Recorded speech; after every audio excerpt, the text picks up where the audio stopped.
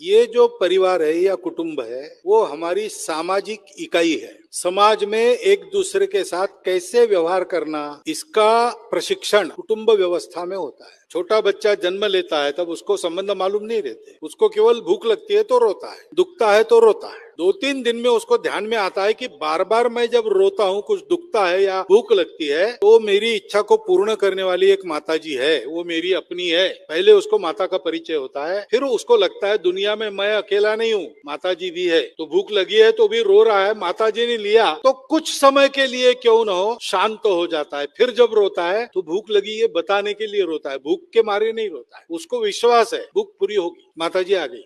बाद में पिताजी का परिचय होता है, बाद में और रिश्तेदार सारे पता चलते हैं। जैसे जैसे बड़ा होता है 5 साल तक तो पूरी स्वतंत्र रहती है, किसी को कुछ भी बोलता है, कहीं भी जाता है, कहीं भी दौड़ता है, सुनता है नहीं सुनता है। लेकिन डांट डपट नहीं होती, लाड़ प्यार होता है, क्योंकि डांट डपट की उम्र नहीं है, वो अभी उसको बुद्धि नहीं आई, तो अभी उसका प्रशिक्षण चल रहा है। 5 साल के बाद फिर नियम वगैरह धीरे धीरे हम सिखाते और कुछ छोटे मोटे काम भी उठाने को कहते। तो अपनों के लिए परिश्रम करना धीरे धीरे वो सीखता है और उसको ये भी पता चलता है कि अपने केवल अपने रिश्तेदार नहीं है। घर के सामने कोई मांगने वाला आ गया तो घर के लोग, एक तो अपने आप परंपरा नहीं है खाली किसी को लौटाने की, आ गया कोई तो उसको कुछ न कुछ देना है, तो 1 पैसा भी देना है या मुट्ठी भर चावल भी उसकी झोली में डालने हैं, तो घर के लोग छोटे बच्चे को भेजते देने के लिए। ये कहीं कोई लिखा नहीं है, किसी ग्रंथ में इसका उल्लेख नहीं है, स्मृति ग्रंथों में इसके कानून नहीं है, किसी धर्म ग्रंथ में ये उपदेश नहीं है, लेकिन संपूर्ण देश में उत्तर दक्षिण पूर्व पश्चिम भारत के अंदर ये सब मिलता है, रिवाज में है,